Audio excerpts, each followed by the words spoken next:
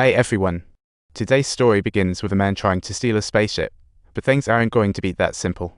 He hopped on board and realized it was the Empire's latest test ship and had never flown anything like it before. But hey, no turning back now. With only a few buttons, surely hitting a few would get him flying.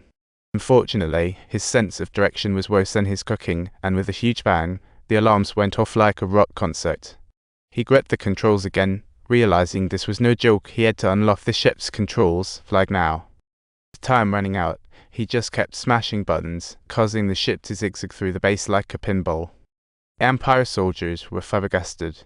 Who knew a human was piloting a ship? They immediately opened fire. Andor realized time was ticking. He figured out how to fire the weapons and thought, hey, let's use these soldiers for target practice. But oh, the door was closed. How could he get out? Suddenly, a red dot appeared on the radar, and Andor reacted. Turns out there was a sneaky soldier left behind. Andor prepped to fire the laser cannon, but nothing happened. Apparently, he had rammed the ship too hard, causing a malfunction while the soldier pointed his rocket launcher. Andor had no choice but to keep trying, and to his surprise, the laser cannon fired. Finally, he found some inspiration.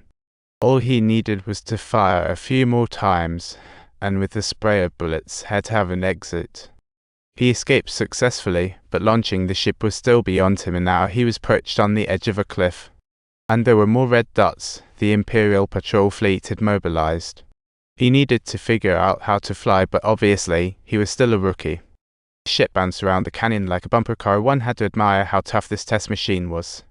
Bullets from the pursuers had no effect, and as Andor got the hang of piloting, he figured it was time to shake off these tailgaters. Spotting a narrow tunnel up ahead, he decisively launched a rocket, burying his pursuers in the tunnel. What a traffic jam! Activating the hyperdrive, he zoomed off to the rendezvous planet, only to arrive at a crash-landed ship. A sinking feeling hit Andor. He shouted his friends' names as he anxiously approached.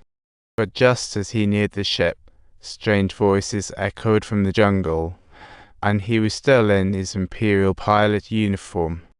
They clearly mistook him for an Imperial soldier. Andor's protests fell on deaf ears as the rebels took him down. They trust no one until identity's verified. Andor was stunned how things changed in 3 days. Luckily, he was in a test ship that no one else could fly, and their own ships had all crashed. For them, it's like being stranded on an island, with hope on the small boat.